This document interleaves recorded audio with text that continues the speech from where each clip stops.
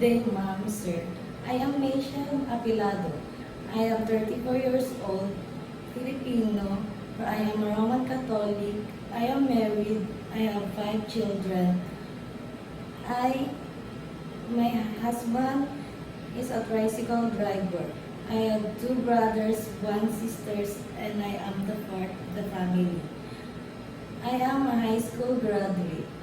About my working experience, I work household worker here in the Philippines.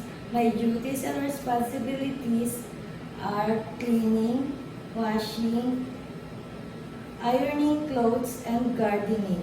I also cook foods, Filipino foods, and I'm willing to learn how to cook Chinese dishes and how to speak Cantonese language. I love taking care of children. I give them nutritious foods and vitamins on time. I will take about them every day, play them, and love them as own my family. Mom, sir, I am honest, patient, hardworking, responsible, and trustworthy. Sir, mom, please hire me.